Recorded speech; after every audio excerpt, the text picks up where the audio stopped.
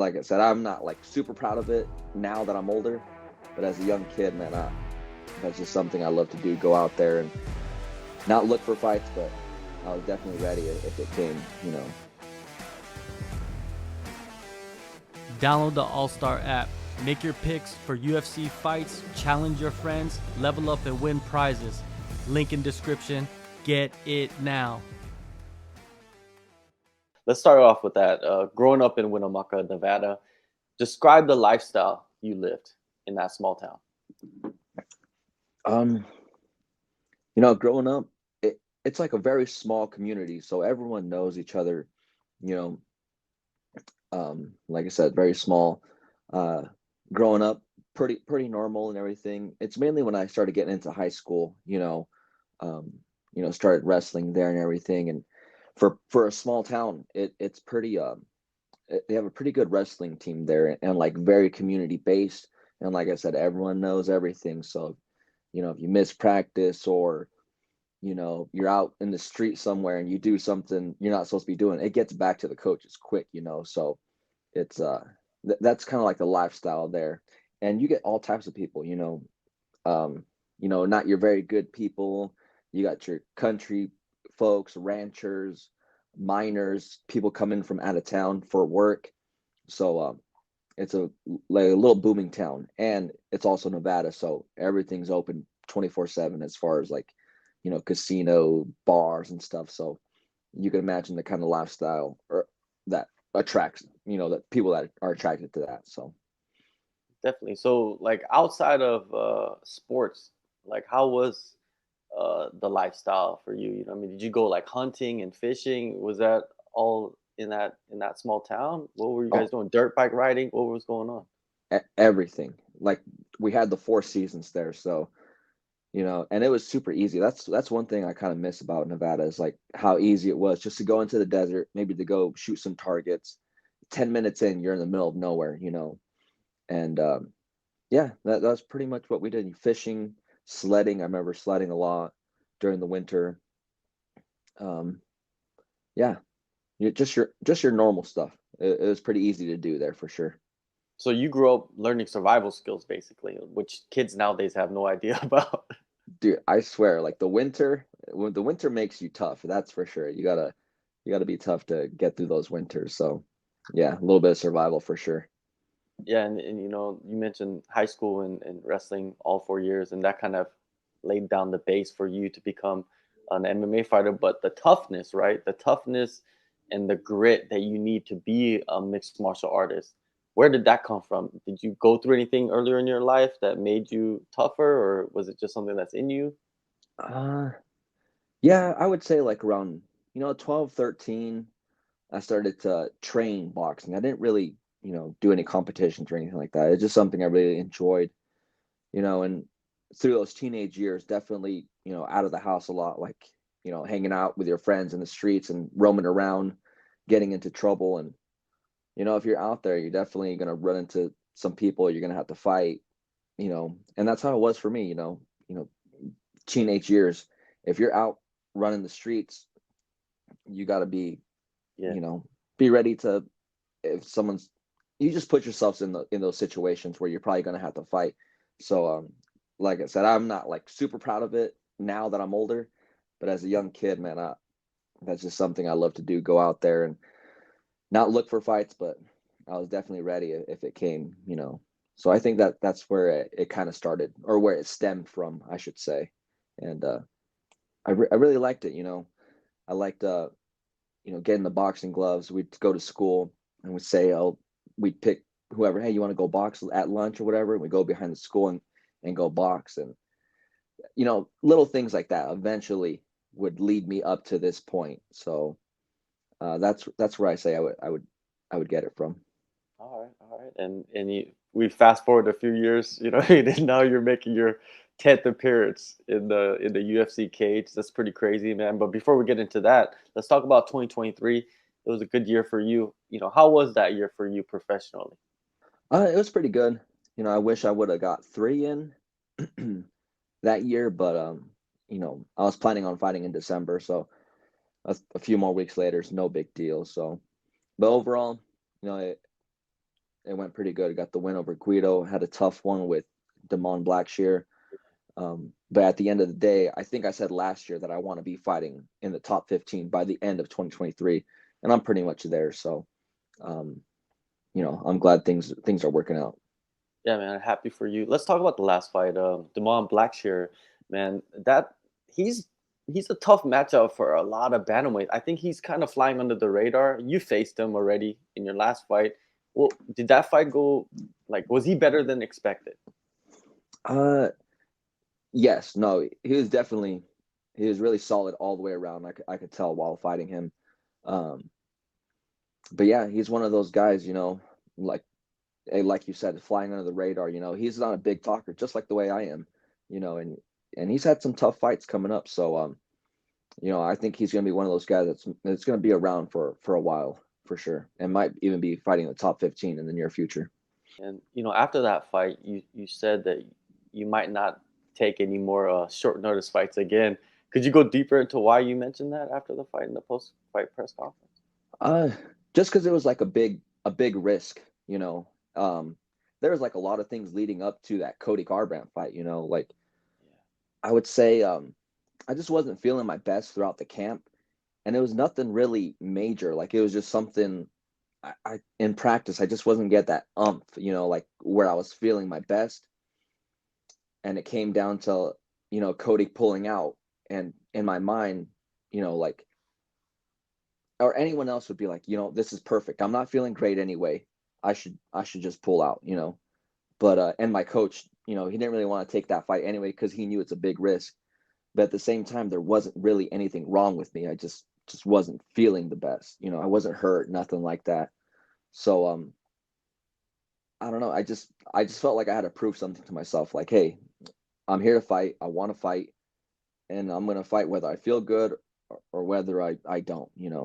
So I'm glad I took that fight. I learned a lot, and next time, unless it's for a lot of money or a big fight, I probably won't do anything like that because, like I said, I almost risked not being able to fight in the top 15 against someone that's fought 3 or 4 times in the UFC. So Yeah, definitely. And but all of that risk, comes with reward. Now you do have a top 15 opponent in Ricky Simone, January 13th. How do you see the matchup in his fighting style? I think it's going to be a great matchup. He's a grinder. He's tough. You know, good wrestling, and he's been in the top 15 for a while now. He's been around, but he hasn't been able to get past those big names that he's had those opportunities to. So I think of it, it's gonna be a fun fight. Um, I just see myself getting my hand raised at the end of it. And I think I see myself finishing Ricky in this fight. I feel really good. I feel confident about the matchup, and I really like what we're working on. He's primarily a grappler. He likes to grapple a lot. You know what I mean? And does that aspect of the matchup intrigue you? Does that testing your defensive grappling and also maybe even offensive grappling as well? Well, wrestling. Yeah, no, I definitely think I have all the skills to beat Ricky and match him anywhere. That just happens to be his strength. Um, but that's not the only place where I could fight. I could fight standing up on the mat. It's just wherever Ricky decides to take it, there's definitely going to be problems wherever it goes. His last fight, it was a main event, right? A 5 rounder against Song Yadong, and he was finished in the fifth. But up until that point, what did you see in that fight? I just seen him breaking. He wasn't getting what he wanted. He wanted takedowns. He wanted to grind up Song, but Song, had good defense, kept up on the striking, hitting him with some power shots, and I think that's just eventually what led to it. Just him breaking down Ricky over that, span of 4 or 5 rounds and getting the finish. Yeah, it was interesting, right? Like, I think a lot of people expected that fight not to go into the fifth round.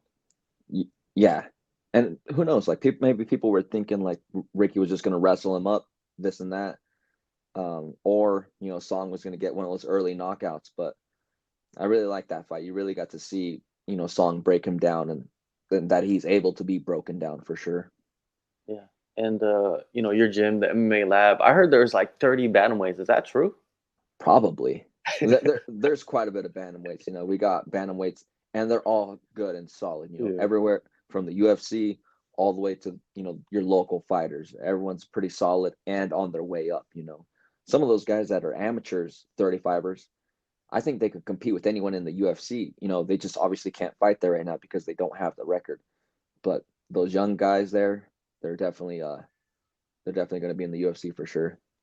Yeah, a lot of people say like if you're a bantamweight, you might as well go to the MMA Lab. They got the best group of guys with so many different body types and styles and strengths. You know what I mean? It's pretty wild.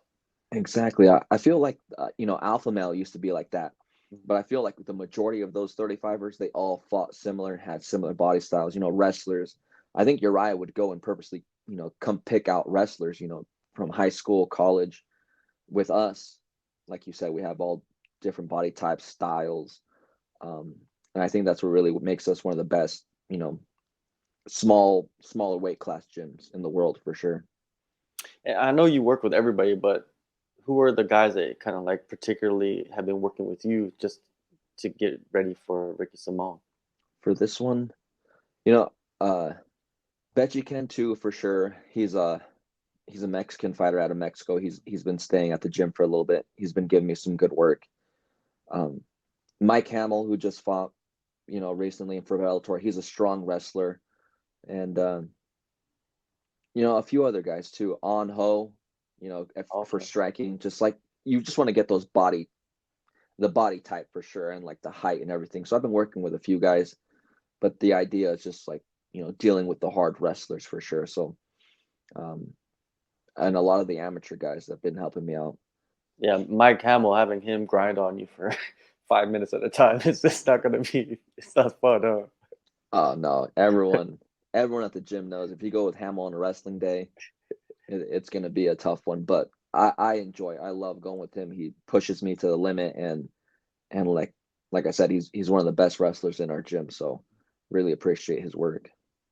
Definitely. And what are you expecting out of yourself in this one, man? I know you expect yourself to perform at the best as you can, but like, do you see any angle in this fight, like a particular outcome?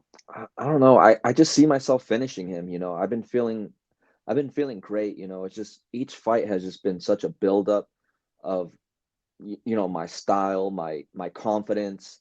Um, and I'm really, really looking forward to how I compete, um, January 13th. And I don't know if I've really ever felt like that. This is like a big opportunity. Like it's a top 15. I tell myself that, every morning I wake up and it just drives me to, I'm always fighting at my edge leading up to this fight. So I'm super excited to kind of showcase for everyone and really show what I'm about and hopefully put the rest of the division on notice. Yeah, man, you're on a pretty incredible win streak at the moment as well. The division, man, it's interesting, man. Especially if you go and take out Ricky Simone, that opens up a whole bunch of cans of worms of matchups that you can have. At the top, you got like Merab and Cejudo. Like, what do you see in that matchup? How do you see that playing out? Um, Definitely going to be a lot of wrestling. Um, you know what? I think based off the Aljo fight, I think Merab's definitely going to have a lot of confidence in his wrestling. He's not going to be afraid to wrestle with Henry. Um, I think I got Merab in that one. If he's keeping up the work that he's done, his style, if he's not fading, going downhill, I think I see Merab winning just based on activity that he's had and pretty much based off of Henry's last performance. And another matchup that's rumored right now is the Umar versus Sanhagen fight. What do you see in that one? Do you feel like Umar is high level, or do you feel like he still needs to prove himself? No, I definitely think he's high level. His grappling is high level for sure. I think he can compete with anyone in the division. It's just a matter of getting a hold of Corey. And I think that's where he's going to have some issues, and he could run into some flying knees, this and that, and Yeah. Corey's not easy to get a hold of, especially with his footwork, and Corey's been grappling a little bit more lately, so maybe it just won't be such a Achilles heel for him. O'Malley versus Vera, right? Biased prediction on that one. A little bit, Yes, but at the same time, based on Cheeto in his last fight, yeah, I mean, he obviously beat Pedro, but he looked a little bit slower, So I definitely have Sean in that fight. I think he's gonna address more of the leg kicks and the kicking style of Cheeto. And as we all know, Sean can get the win for sure. Just he could pull it out. So I definitely have Sean in that fight. Yeah, Sean O'Malley, he has this like uncanny ability to find, like it's like perfect placement in many ways, right? Of just finding the shot at the end of the Mhm. shot as well. Like when he knocked out Aljo, it was just perfect. Like Yeah, stepping back and just right down the pipe, right? You've trained with them so much, so you should know a little bit about that. yeah. A lot of it has to do with his skill for sure and what he works on, but I think a lot, behind the scene kind of deal is his mental work. The things, his visualization of like these moments, his meditations, um, just really working on, you know, manifesting these things. And if it's a real thing or not, I don't know, but he works on those things and I see it. So I think that has a lot to do with it. Do you work on that as well? The mental side of the game? Do you work with anybody? I don't work with anyone. If anything, I just try to work on myself. I try to meditate. I hear what my coaches, when they talk about visualizing things, I always pick up these little things and I try to apply it in my mind. Um, you know, any chance I get after practice, because I have a long drive home. So sometimes I'll just go to practice, have like a good day, and it's no music all the way home, just in my head thinking, I guess manifesting if that's if that's the deal. Um, but trying to understand it a little bit more, what goes on in my head. Those are the best of drives, man. The ones that you're Oh, alone in silence and you're thinking. dude, yeah, they're the best. I love them. I look forward to them sometimes. So pretty good. It's like peace, right? Like you really Yeah, have peace with yourself. yeah. And then you get home and you're just like, how did I get here? I don't remember turning. Like, did I miss that?